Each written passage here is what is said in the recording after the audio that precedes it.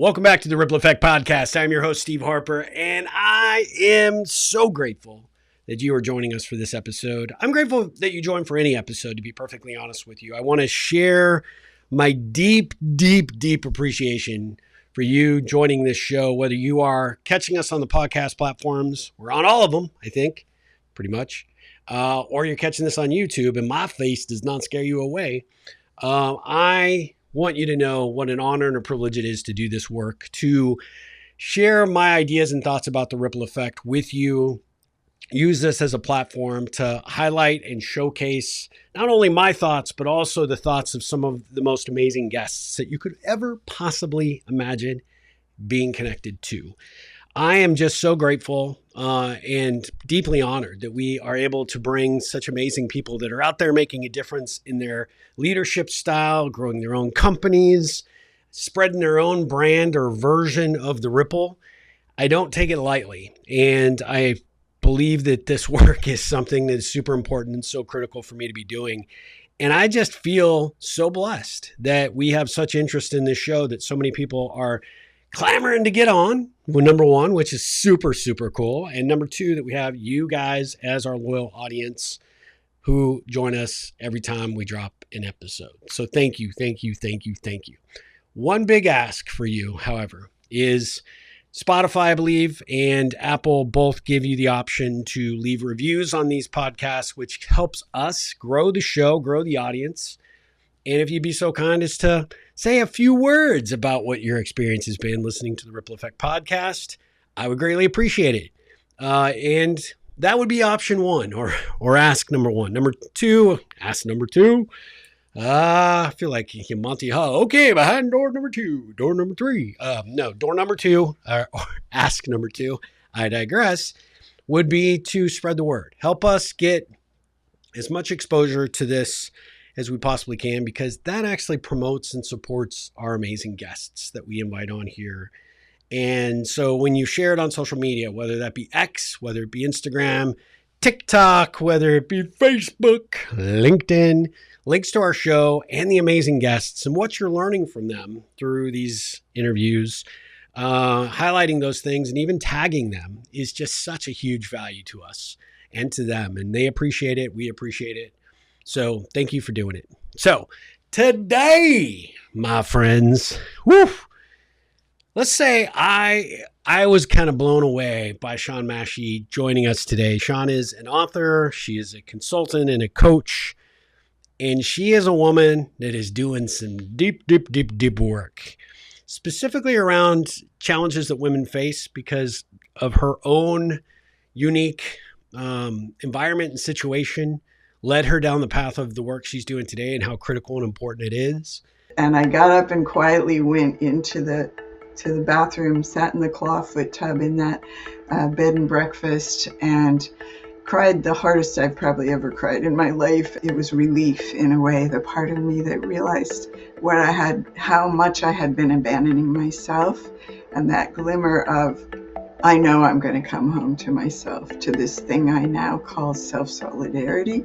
But I got to tell you, man, going through this interview, I went back and listened to my part. I really brought my A game here because much of what she's talking about really resonated with me, because some of the trauma and challenges that even guys face in the topics that we talk about today, we just don't talk enough about it. And I think women don't talk enough about it. I don't think men ever talk about it because we are clueless in a lot of ways. Sorry, guys, but it's true. And women, when you do talk about it, man, there's some substance to it. There's some power and some oomph to it. But it is hard. It's a difficult topic to explore. And I think Shawn brings this to the table in such a beautiful way. It has led her to the work that she's doing through her book. It's led her down the path of building a model that even a simpleton like me can follow and understand. And she just brings an energy and enthusiasm to the table. So I think you're going to love this interview with Shawn Mahshie. So with no further ado, let's dive in to the Ripple Effect Podcast with Miss Shawn Mahshie.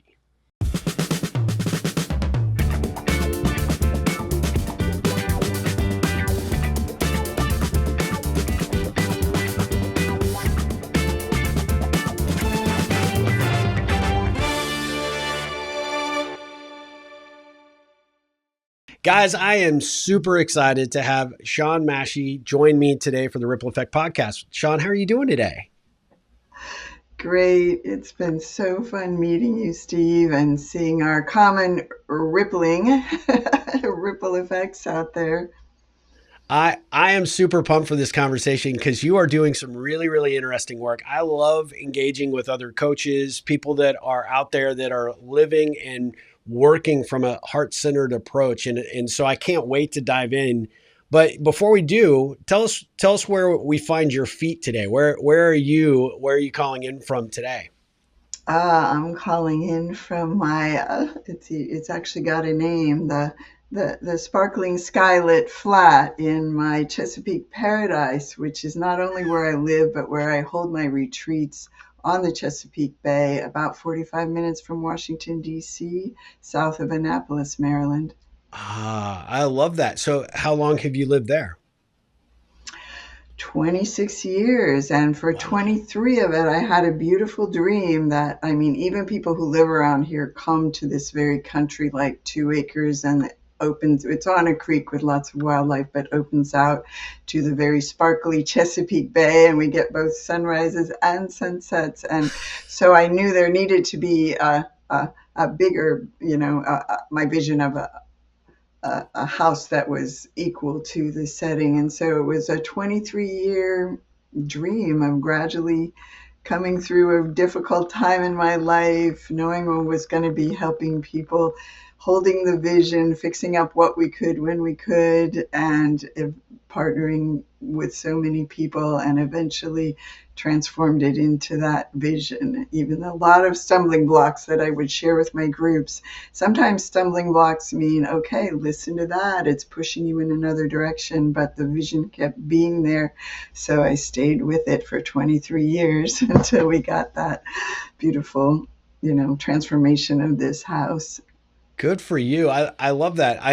I am quite envious. I told my wife that I was interviewing you today and that you are living the dream that I have for myself and for us to have a space where we can do retreats and bring people in, because I think that just reading in, some of my research about what you're doing and the work that you do, there's something really magical about taking people outside of their normal elements, right? And bringing them into nature, much like what you're doing with your specific retreat space, and getting them to really connect with a totally different experience than they're accustomed to. What was you said it was kind of 23 years in the making and you've been doing it for quite a while now. What was the impetus of that inspiration for that idea to actually create the retreat center or the retreat space? Well, and just so you know, we are doing online groups year round and have a vibrant community. But you're right, and because it's such a safe space when we each do this work, which keeps us on our own side of the street and gives us tools to know how, well, I call it the symmetry principle. Whatever upsets you is holding the key to your path out of it.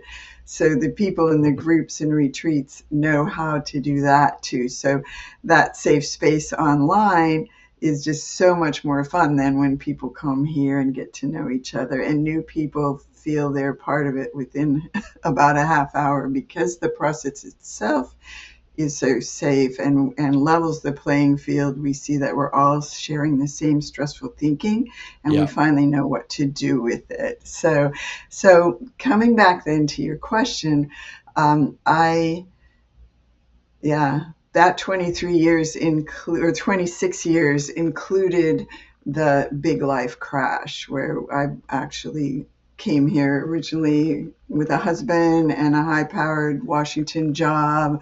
I had written a book and was speaking internationally on stages and making big changes in my field, which at the time was deaf education, master's in sign language linguistics. Really? And Okay. yeah, and yet, I'm sort of a paradigm shifter at heart, where I sort of able to see where the field wants to go next, and yet the field wasn't ready, so I was kind of dragging it, kicking and screaming behind me, as well as a stressful marriage that I didn't have the tools I have today I might still be married if I had, but Yeah. anyway, so my life crashed in every way, pretty much first my health, then had to leave that career and another book in process, and then my marriage. So it was about 10 years of a lot of seeking. I had already done a lot of counseling, but after that, a lot more nutrition, energy work, spiritual work of every kind,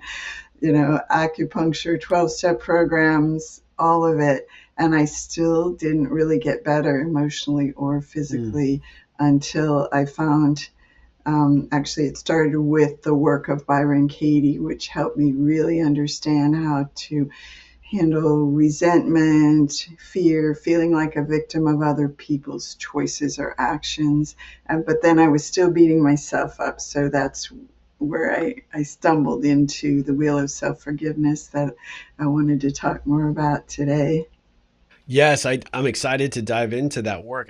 I am curious, what was the as you were going through it, because there's so much to unpack there with what you just shared. But when you were going through it, what was there one or two things that were sort of defining moments for you that said, "Hey, this is why I need to make the change, or this is what I need to do in order to self heal or to get myself out of the circumstance that I'm in." And obviously, that's very broad, right? In terms of whatever the circumstance might be, whether it be your marriage or unfulfilled career or just the challenges of trying to sort of heal yourself in that period of your life.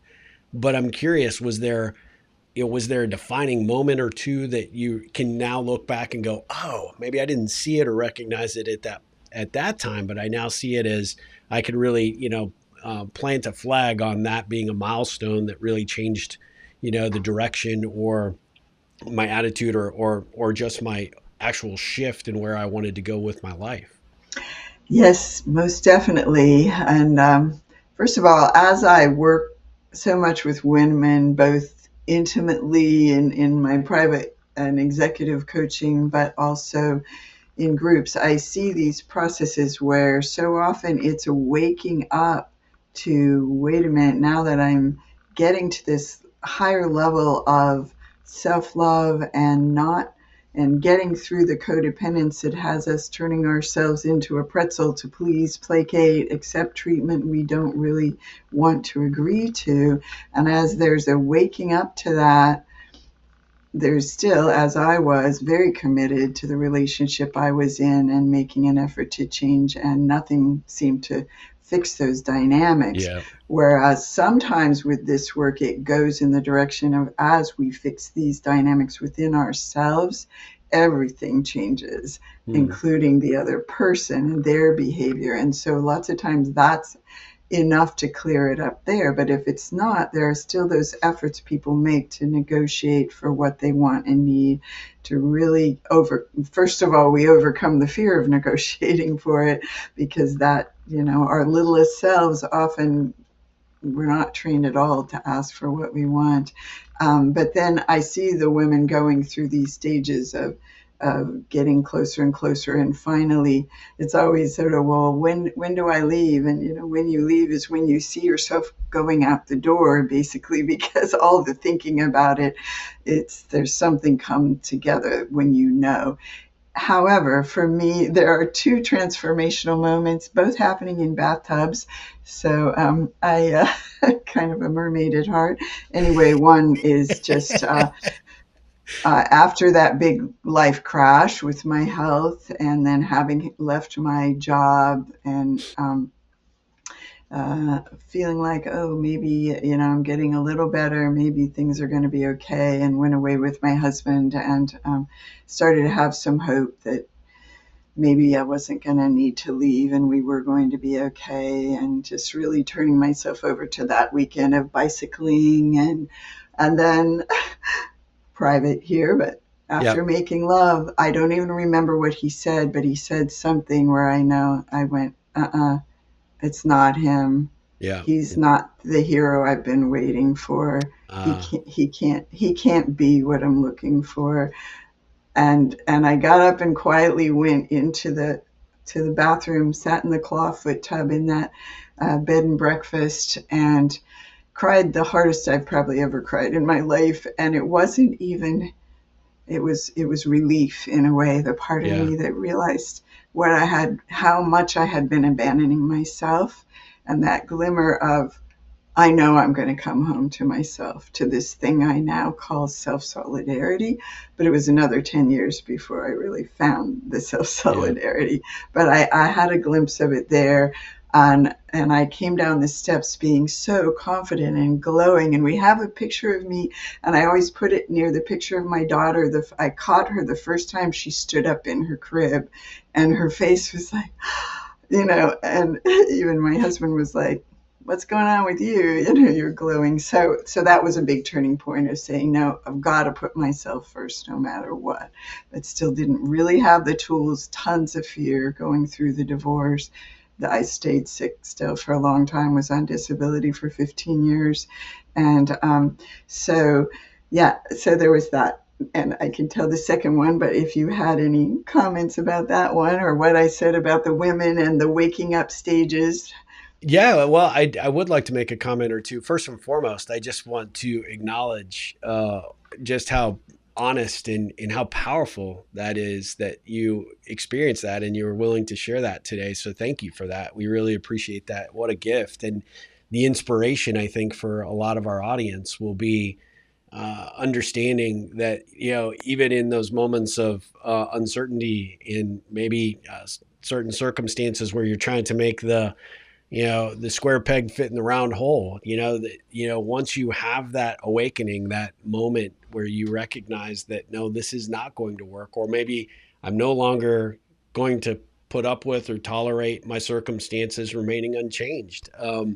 That is, that you're laying the foundation for what's to come and the power of that. So I think that's incredibly inspiring. So my hat's off to you for that. But I would love to hear the second one, the second defining moment.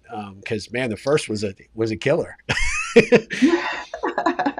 Yeah. And the second one, well, you as an entrepreneur know what it's like to really care about your message and wanting so much to get it out there. And Yeah. as a new entrepreneur, I was really schooled by somebody that was about big mailing lists and big broadcasts and affiliates and big events and stuff like that, even though I wasn't very far into it. That was probably a little bit of a backwards approach, because I ended up doing it the right way, which is one-on-one private, then small groups, then larger groups, Yep. then moving into the really big global message that I want to share. However, that night I had been leading up, I was about to do a webinar, and you're told to promote these things with X number of emails. And we worked so hard on that email. And then I hit send on that email and went up here. It was a February morning, snow or evening, snow falling outside. I celebrated with a bubble bath, and I sunk down in the tub, and I went into my chronic state for much of my life. My mind would always find one thing that I could Hmm. regret, and just like, almost Yeah. like it always hits me in the stomach. And I was just in hell, and I was so used to that. And I didn't ever know, all these years, all the spiritual teachers, all the counselors, all that, no one had ever taught me a way to relieve myself. I just thought, well, I'm going to be stuck with this thing I call regret hell for the rest of my life. Mm, Because I'll talk about this later, but a number of us really got wired for that. yeah. There are people that are wired for the external judgment, and that's kind of hell for them too. And those wired in any situation, which is your go-to? Well, there are the internal judgers and the external judgers, and we all have both. So nobody's better or worse than the other. But Yep. what's your primary go-to is, mine was that turn on myself, second guess my decisions, go straight to worst case scenario and operate out of fear of that, and Yeah. then turn on myself, and just almost like replay movies of woulda, shoulda, coulda, if only I had. Yep. And now they're going, they think I've sent too many emails, I should have waited till morning. I'm going to lose all the newcomers. the old comers are tired of hearing from me, just every, how your Yeah. mind just gives you all of that. So, but the different outcome in this moment was that I didn't stay there. Like normally I could Beautiful. lose a night's sleep. I could think back on that moment and still get a flood of adrenaline over this thing I would regret. Any regrettable thing. I was an expert. I call myself queen of regret hell. So in that time, for some reason, the combination of what I had done in waking up myself to my thinking through becoming certified as a certified facilitator of the work of Byron Katie, something there's only a few, less than about 150 of us in the world. And that process, at some point, I was still turning on myself, but something came together and I was able to make the shift. And I was like, oh, okay, I'm fine. And then I was like, I sat there and I thought, what did I do? And the thing that I figured out that I did became the 3 steps of the wheel of self forgiveness. At first, I called it Antidote to Regret. I worked with it with my clients for a year and then made it into an ebook called The Wheel of Self Love. But I really wanted to go beyond the general term of self love, even though Yeah. some of my clients are like, yeah, but that's what it brings you to is self love. But I felt like, no, these people who were like me that are beating themselves up, oh my goodness, are in so much pain. And it Yeah. usually ends up in autoimmune disorders where your body follows suit and turns on you. Failed relationships, not moving forward because they're not trusting themselves. So anyway, eventually I changed the name to Wheel of Self Forgiveness, and actually that's what's coming out as a book. I showed you Yeah. my little advanced reader copy, but yeah, those 3 steps.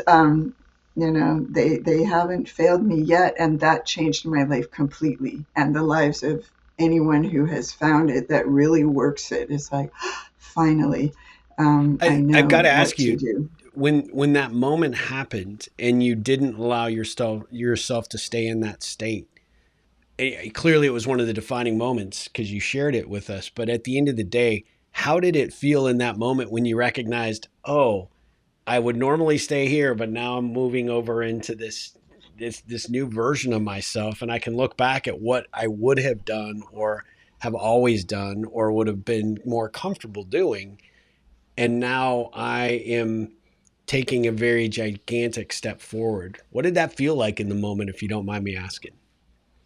It's interesting because in the moment I felt it, but I don't think I really believed it. Yeah. But as it started to take root in my life, and I could use it in any situation, and it worked. And that's one of them was even with a carpenter and my friend who came by. They were putting together a bed, and they were feeling shame internally for not being able to figure it out. One of them put it together wrong. The other came over to help him undo it, and he couldn't figure it out either. And yet somehow the chronic thing was to make me the scapegoat. Oh, why did you buy this stupid bed? This is such a piece of junk. Why do you know? And they needed a screwdriver, so I was walking around the house, and right away, I know why I bought it. I researched it for a long time. It's the perfect solution. I didn't buy into the fact that I was a problem. And That's awesome. that's what I didn't beat myself up for buying that bed. I didn't, and that's happening all the time. And I think that kind of self abandonment gets wired so early when we have a reactive parent, a situation where they are so in their emotion that we are abandoned by them and will do anything to get them back. Yeah. And because they're so often unconfrontable, it wouldn't be safe to point the finger at, wait a minute, this isn't my fault, this is your Yeah. stuff. Let me go out and play. But we don't go out and play. We take those survival reactions. Usually we can't fight or flee, so we freeze and fawn, and we Yeah. become little. Fawn is maybe the lesser known of those survival reactions, where like when a dog turns on its back for the the alpha dog. It's like, I'll do anything. Somehow this is my fault. Um, I'm going to turn on myself. I'm going to believe you when you're blaming me or others. So yeah, that started to actually turn around in every way possible and becomes this mad love affair for the rest of my life. I know, between that and the whole no matter what way that I developed, it does incorporate the work of Byron Katie for those situations of kind of pointing the finger outward and the will of self-forgiveness for inward. So between those two, I know I'll be okay no matter what. So that's why I called it the no matter what way rather than Yeah. calling it the method or approach. It was a true personal paradigm shift, a true new way of life, which I believe is true for most of my clients, even those most counselors, coaches, people that have been on the long journey and have that shift also.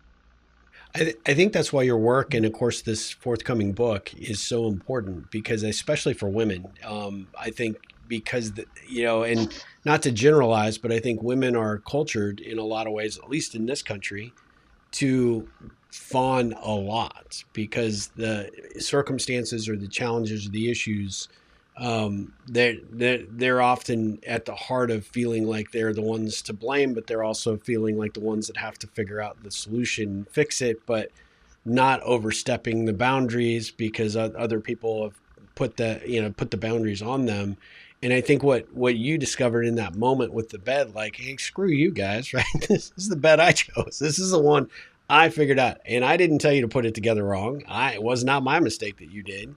I think that was a huge, huge step forward for you to be able to say, like, let me reclaim my power, not only in the fact that I bought this because I researched it and I went through those motions to determine this is what was best for me, but at the end of the day, your problem does not have to become my problem, right? We may have to Yeah. still try to arrive at the solution together, but at the end of the day, the fact that you didn't just immediately fawn and say, I'm so sorry, I wish this wasn't so difficult, or make excuses or apologize for the circumstance, but to step into your power there. And what I can tell on screen with you is, as you were telling that story, you just see it happen with your physical body. The power comes through in your eyes, your expression, your body language, and I just think that is just pure gold. And so, for those of you that are only going to hear this on the podcast, you got to go check this one out and watch the YouTube, because you definitely want to see what I'm talking about, because you can see it in Shawn's body language, just as she was experiencing that story she shared with us, the power it brought back to her even in that moment. So well done, Yeah, Shawn. and you're so right about, I believe that men are hard on themselves in a different way. And we're held to very high standards, sometimes even in the same family. My dad, Yep. sweetest guy in the world, held my brother to much stricter standards and made Yep. made him toughen up in ways that he didn't with my sister and I. And what I was going to say about that thing where in addition to not apologizing and making it better for them, the big thing was that I also didn't turn on myself, because that could have been I for love that. the rest of my life. Whenever I'm in that bed, I could have been, oh, why did I buy this bed? Yeah. That kind of thing. Yeah. Or if it went badly. See, that's one of the things I talk about in the book, is how outcome driven regret is. It either you're going along fine, and then all of a sudden something doesn't go the way you planned, or somebody's mad, or somebody's uncomfortable, and instantly taking over responsibility for it, and blaming ourselves. And Even in yet, a circumstance where you can't actually do anything to fix it. I think that that's a really relevant point, because I think owning an understanding of that, I think, is a really big factor that I want my audience to hear. Because how many times, if you think back, let's just say in the course of the last year, how many times have you personally taken responsibility for something that you really didn't have to own? It wasn't your fault. It wasn't your circus, right? Not your monkeys, wasn't your circus, right? But at the end of the day, we feel like there's some sort of obligation to own it. And I think what you're saying is really, really powerful. And I want to make sure that our audience hears that, because I think women especially experience this, but I also think, like you said, men do too in a different way. But we still end up self-loathing in it when it occurs, and it can really cost you in so many ways. Like you said, physically, it can have impacts on your health, but it can also just undermine the hell out of your confidence about where you go from that moment forward. Right. And I want to hit on two things. One is about conditions and comparisons, but one is to say, to make it really clear that this state that I discovered, and that, the self-solidarity solution is kind of the name of the overarching thing that everything fits under here. And I have a book coming out by that name later too, of the much deeper, almost textbook like, where I go so deep into regret, self-doubt, self-hatred. One of the big collateral benefits is this is healing indecision, so I can come back to that too. But what based on what you were saying, I want to make sure everybody knows two things about this state of self-solidarity and the act of forgiving yourself. Is not selfish. It's not self-serving. Yes. The way this works is that when you go in and find your own innocence, and you're, okay, I'm getting choked up.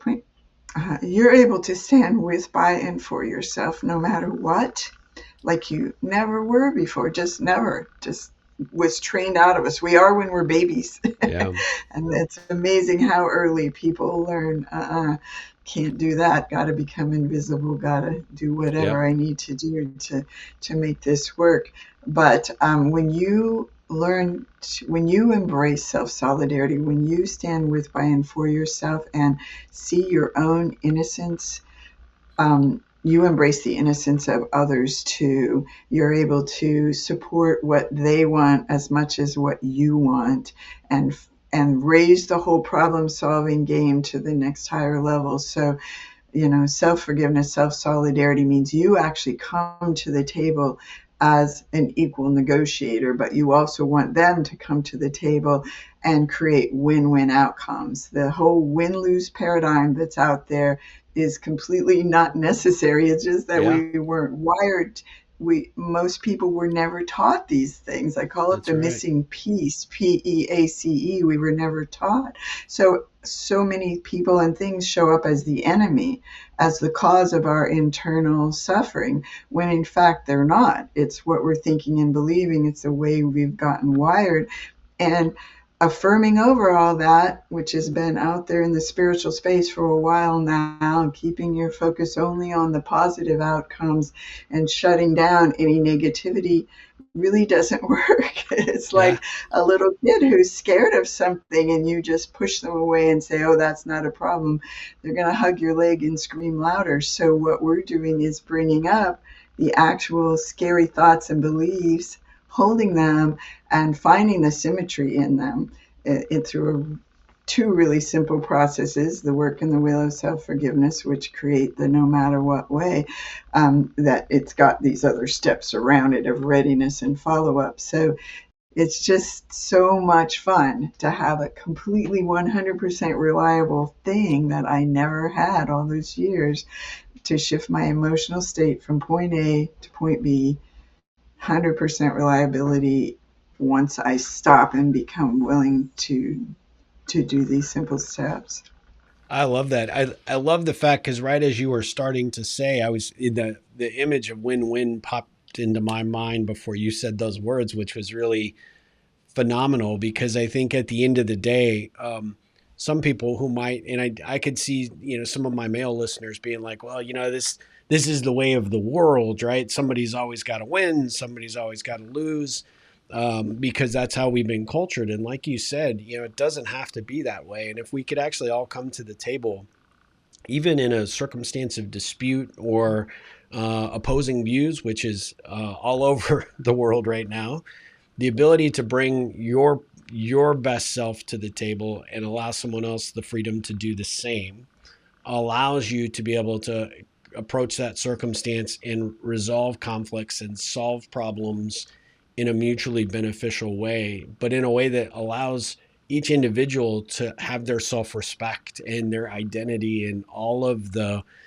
benefits of all of what they bring, to a circumstance, they can do so much more as opposed to being guarded or feeling like they can't contribute or add too much for fear that they may overstep. I think it actually breaks down barriers, what you're talking Yeah. about, and allows people to actually say, okay, look, we may have just very different opinions on this, but allow me to absorb what you're telling me and you absorb what I'm telling you. And then let's maybe see if there's some common ground that can be created here. Maybe not today, maybe over the course of several days or several different interactions.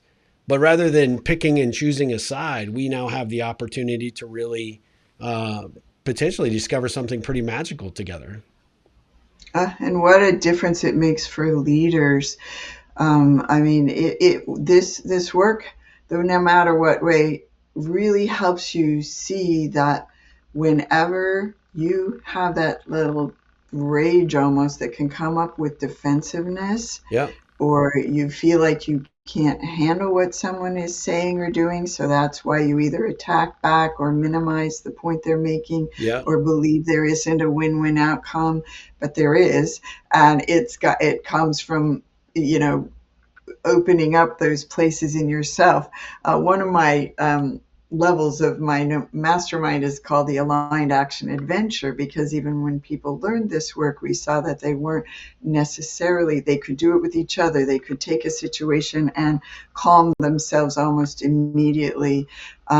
But were they making a big change in their lives? And so we identify what are those holdout places and actually start to do baby step actions toward those, and to have, okay, name the action. And it's not even about manifesting the action. It's when I did it, I did it, I didn't do it. I did it, I didn't do it, didn't do it, didn't do it. And all the ways that you didn't do it, just to be I say, put the camera on you, just the observer, the primary investigator of your own research study of what's going on. Why didn't I do it? And then we see, oh, I was scared to make that phone call. I was afraid I would have to stop eating sugar if I investigate these diets. I was, Yeah. so we work through those fears. And and so it's just what we're doing here is ending self-sabotage, getting out of your own way, and manifestation. We're not doing it, but it definitely is happening. Every time I just have a vision of something, it's almost like the next phone call is the answer to it that I couldn't have thought of myself, no matter how long I stayed with it. But when we're not getting in our own way, life is just, it's almost like it was already there anyway. We just weren't seeing it. So that absence of self-sabotage, the compassionate finding of how you get in your own way, is one of the biggest results of all of this. And I got so into seeing the self-sabotage patterns that people were doing that I even have a free quiz on my website about those 5 styles. We've got the conditions and comparisons factory. And I think you were talking about those things with men, that lots of times I see the ways they're hard on themselves is because maybe they're not sharing with each other enough about their vulnerabilities, and so Yeah. they've got others on a pedestal. So conditions and comparison factory, or the not enough police is the nickname. They all have a nickname. The self-sacrificing fixer, also known as the pretzel. The made up mind, the one that's so right and gets crazy when things don't go exactly the way you think they should or want them to, or somebody else or yourself, is also known as the judge and jury. And the worst case expert, or the forecaster, and the hamster of hellish hindsight, or the regretter, which, so anyway, of those, everybody's doing the conditions part. Yeah. Anytime you're suffering, it means your mind has created a condition on yourself, others, or life. And so with this simple process, you capture that on paper and see through it turning it around, seeing how what you're doing to yourself, that the condition actually never existed, that you need to be this or they need to be that or life has to do that.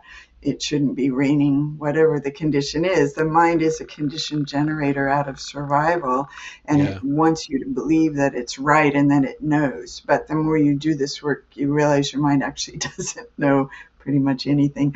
Yeah. It doesn't. We don't know why we're here. We can't predict the future, even seconds from now, and yet we believe it when it tells us that stuff. So it's fascinating to be able to know what to do with those go-to places. But what I was trying to say is the made-up mind and the worst-case expert are both more externally focused, whereas the self-sacrificing fixer and the hamster of hellish hindsight are kind of where you're turning on or sacrificing yourself.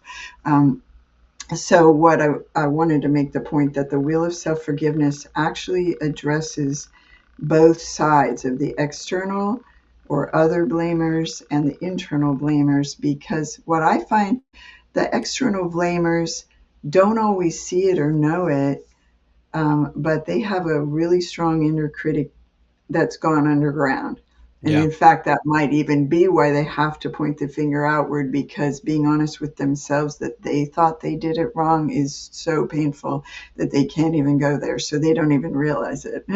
One of Yeah, my it's a things, self-protection methodology for them in a lot of ways, right. right? Self-defense. And right. And the self blamers are often pissed off, resentful, angry underneath because they don't know how to stand up for themselves, Yeah.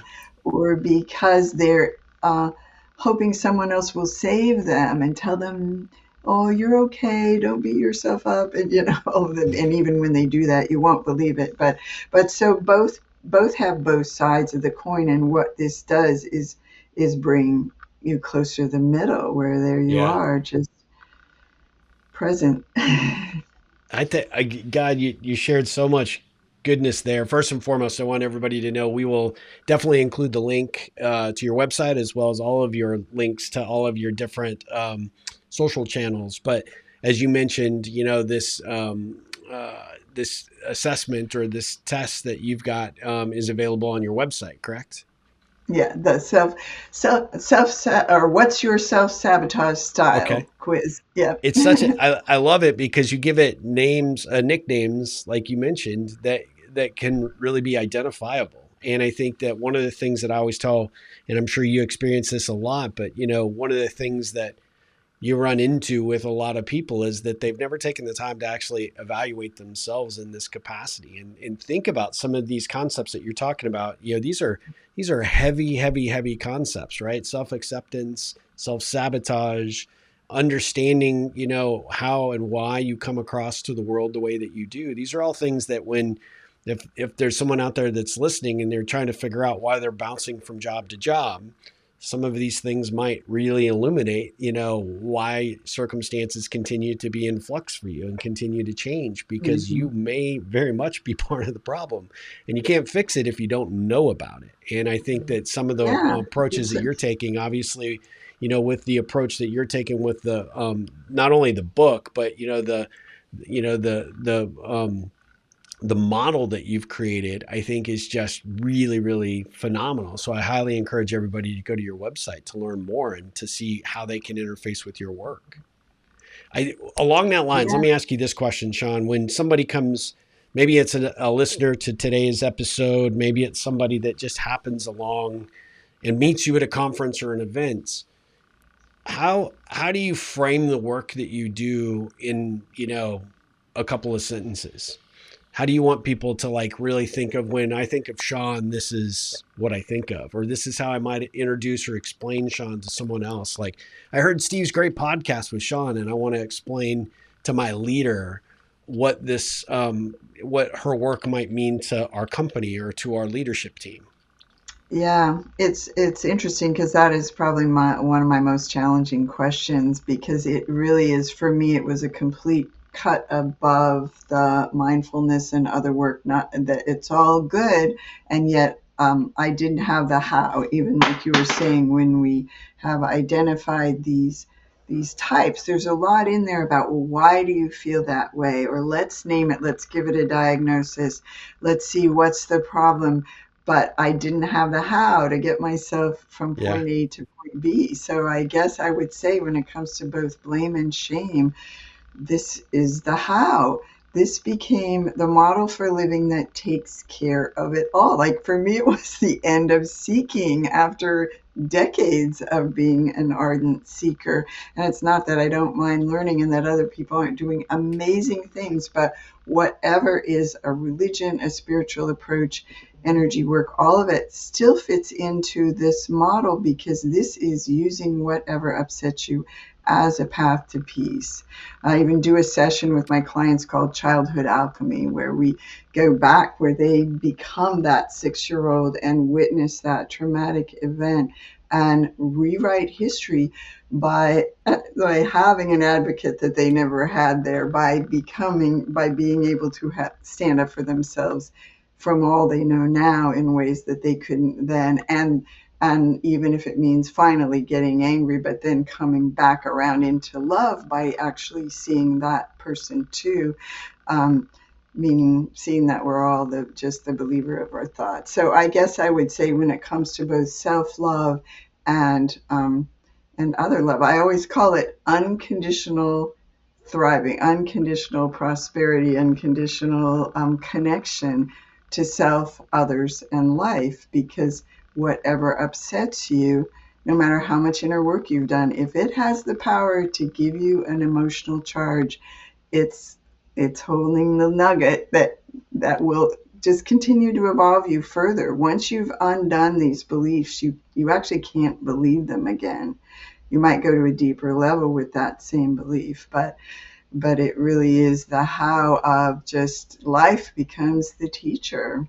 I like how you talked about that. I think, what I heard from your answer was the summarization of blame and shame. I think what a perfect way to encapsulate, because I think if I was trying to qualify your work, and I'm going to take a shot here just to see if I would hit it correctly on your part. But if I was asking somebody, have you ever experienced blame or shame? You're immediately anchoring it here. It's like, who hasn't, right? But maybe I would admit it or not admit it.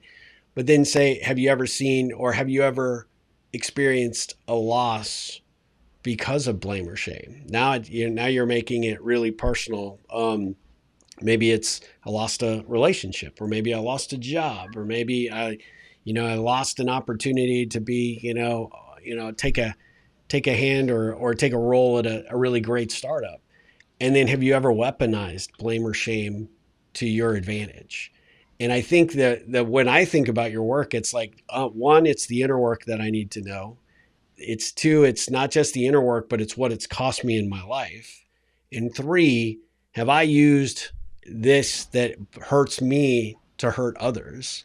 And now when you think of it And in I the would add to dynamic, that, and then have you also beat yourself up for having done that. yes, yeah, And yeah. that brings me Then just, that I guilt know that you comes were full circle. Yeah, I right, love because that. now part of the wheel of self forgiveness is what I call the spark of self love, which means that part of the wheel of self forgiveness is going back. This is the you that did the thing you regret. Even Hmm. if we go to a thing where you felt like you had to weaponize or attack someone back or lash out, um, you can find, first of all, you go back and stand with, by, and for yourself, the you that you were in that moment. What was I thinking and believing? Who was I in that moment? What did I believe was going to happen to me because of what they were doing? What was I scared of? All of that. And you find that given the lens you were looking through, um, you can see. When I say find your own innocence, it means you didn't do the thing. You are guilty of doing the thing, but you were innocent in that we actually don't create our thoughts. We don't create that lens we are looking through.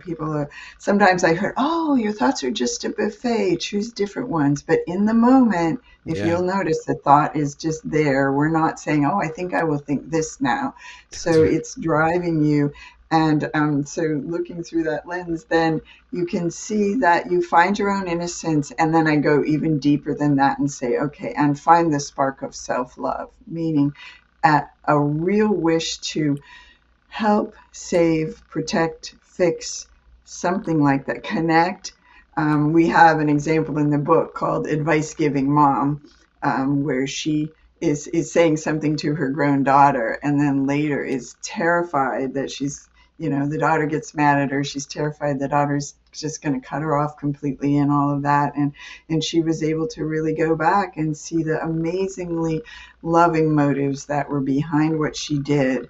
But that, I always like to say, my brother said, well, doesn't that mean you just go around finding your own innocence and you can just do whatever you want and say, oh, I was innocent? It's like, no, it doesn't work that way. Somehow it raises you to the level of wanting to have integrity. And so if you find that you truly did do something to be of harm, it's so much easier to take appropriate level of responsibility and seek to make amends here.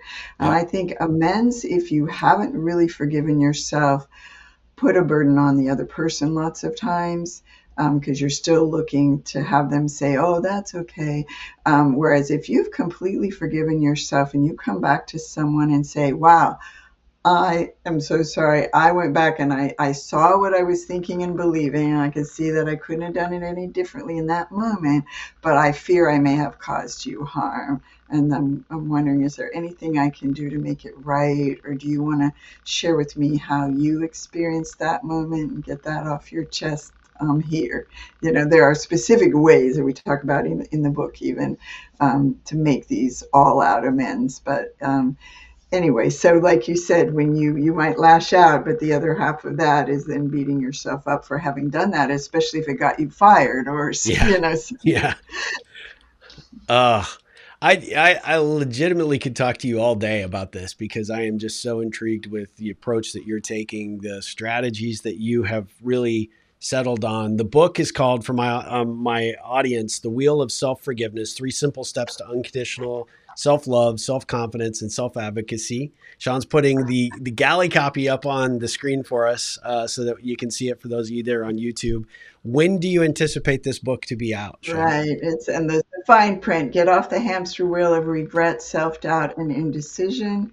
And then 3 simple steps to radical self-love, self-confidence, and self-advocacy. I So, love that. and I want to get back to you about the indecision before we wrap up, but just, yeah, that when it's coming out, we're still not quite sure. So we are going to be, inviting our fans out there to be part of a launch team and to take time to make sure that those experts in these fields get a chance to also look at it and give us comments, which is Oh, what that's this is great. about. So I can't give you a date yet, but I'm hoping it will be by summer, sooner maybe. Yeah. Well, if somebody wanted to be a part of the beta reader group, are you still accepting beta readers?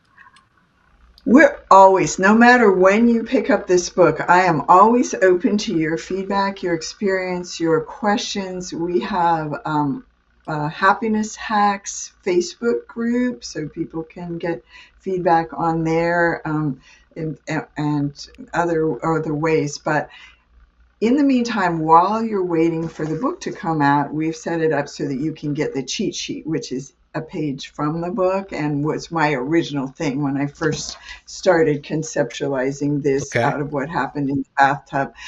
So if you just type in wheel of self-forgiveness.com, that takes you to a page where you not only request to get the cheat sheet, the Wheel of Self-Forgiveness cheat sheet, that breaks down these 3 simple steps. But the book itself is what really goes into, and it's not even as thick as it looks in some ways, because part of it is a workbook.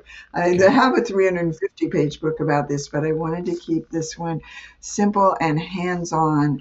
So I hope even if you get the cheat sheet, you will go much further, because it's a summary, but whether it's working through it with me or doing the book, that's going to take you further. But Wheel of Self-Forgiveness.com will take you there. And then up in the corner too is an opportunity to book a discovery call with me or one of my team members. So yeah, it's all right there. It's also my website, ShawnMahshie.com. And we have videos on YouTube of just various things. Yeah, What a perfect gift. And I will, remind my audience, right? Like Sean's reminding you, this is a summary, right? But the only time success comes before work is actually in the dictionary, which means that you have to go through the book when it comes out, because she's going to give all of the detail, and the strategies will be contained in that work. Or, as I recommend, even prior to the book, reach out to Shawn and her team and see where you can get integrated and work with them. Because I think that the quicker that you can start to put this into practice and to put the effort towards it, the better off you're going to be. And that's what a dynamic way to really not only celebrate Shawn's work, but also put it into action for you to make 2026 and beyond even that much better. Shawn, I know we're in the closing minutes, but I always like to finish these interviews up, and we're going to just have to have you back when the book comes out officially, because this is just such a fun conversation. But I always like to wrap up with a few Ripple connection questions, just a way for our audience to get to know you just beyond the work, if you don't mind, and just a little insight as to who you are as an individual. Are you okay with that? sure. Fantastic. All right. So no gotchas, I promise. But I have to Okay. ask you, if you weren't doing the work that you're doing now, what would you be doing? Or what would you like to be doing? Well, I could be a mermaid, but since I adore turquoise water and swimming underwater, but I would miss land and trees, and things like that. So no, uh, yeah, part of this work has me having a mad love affair with pretty much everything. Yeah. So that's a tricky one. But I do love the idea. I do have on my bucket list to start doing retreats and speaking engagements in Europe and actually spend, at least a week in turquoise water in the winter and a month in Europe in the summer, where I don't like to, I Beautiful. mean, I love to travel, but not just to go around, but to really settle in one place like I did in Croatia, get to know that area, make my way through the grocery store, the little day to day things. So, yeah, I would probably, and it would all have to include some nature too. So, yeah, I don't. I love that. I love that.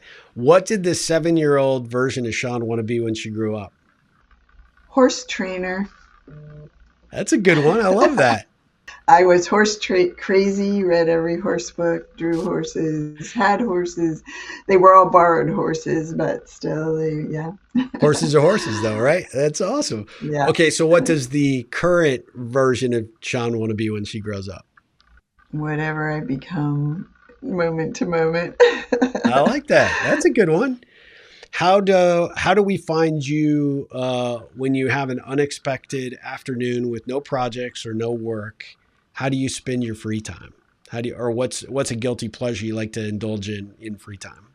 I'm not sure there's an afternoon with, no projects.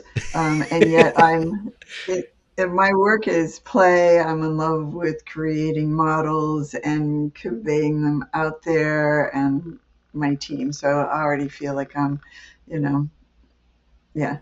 I think mostly I live in this beautiful spot. Just it's funny how I can take the smallest breaks to rejuvenate. Just feel the air on your skin. I have the opportunity to look out at very sparkly water throughout the day. I do love going to movies too. And I have a favorite movie to tell you Okay. about. Yeah, which one? If you haven't seen it, it's called About Time. Okay. I have not, but I You will put it haven't on my seen it? list. I No, I thought have you were not. gonna. Oh my goodness! Sometimes people have even stayed after my retreats and watched that movie. But yeah, it's just not only Rachel McAdams, but Okay. adorable guy, English guy. But the message is so consistent with this too. So watch it all the way to the end. Okay. It's funny and not predictable, and yeah, you're gonna love it. That's awesome. Okay, last three questions, and then I'll let you go because I want to be respectful of your time. But if there was let's say there was a billboard outside of where you live that people had to go by every single day on their way to work or on their way to school, and then back by on the way home, if you could put any message that all of those people would see up on that billboard, what would it be? Well, my team and coaches know that I'm really good at coming up with names and slogans so that we actually have more than we can deal with. But one of them along the way that I still really love is love yourself happy. Love yourself happy. I love that. I've never heard that phrase. That is a good I one. would say really big. Love Yep. yourself happy. Ah, what a great one. Thank you for sharing that. When you hear the words the ripple effect, what does that conjure up for you? What does that make you think of?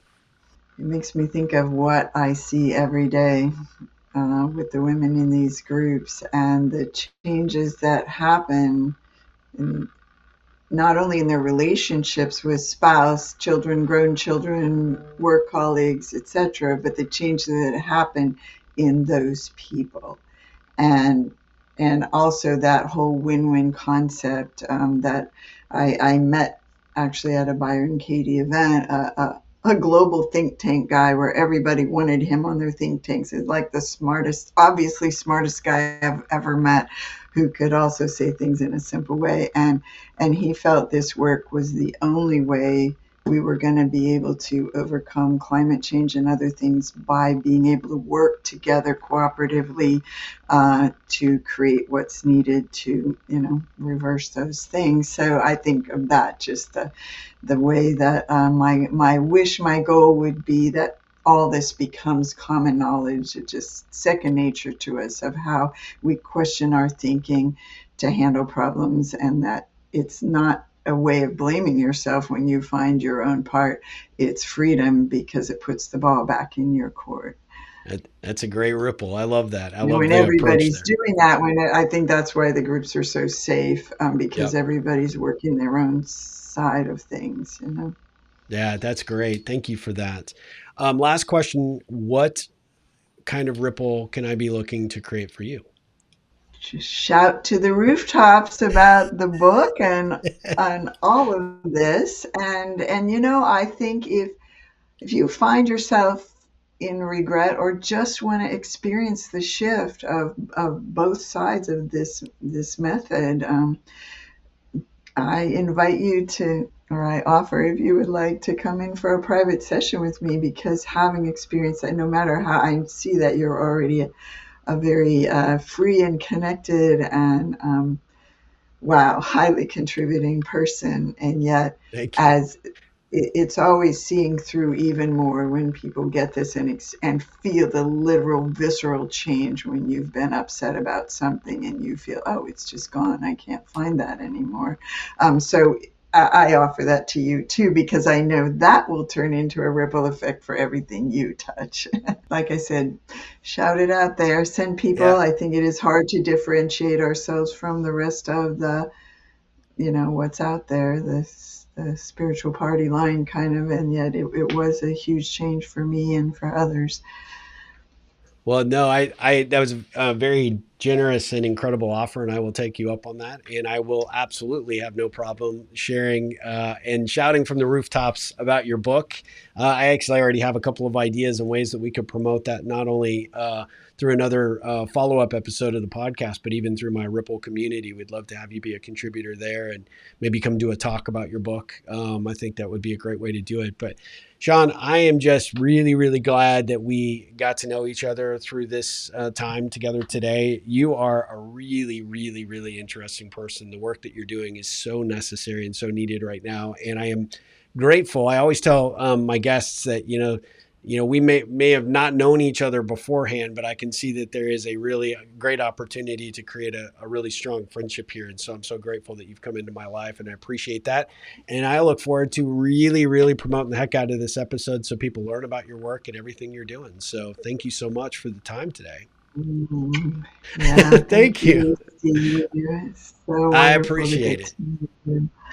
All right, Thank you. ripple on. Hey, ripple on. Thank you so much, guys. We'll be back with another episode of The Ripple Effect very, very soon. But until then, we will post all of Shawn's links on the show notes, and I encourage you to go check out her work. But we really appreciate it. And as Shawn already said, I love it. You've got my coin phrase down perfectly. But Shawn, thank you so much for the time. And as always, ripple on.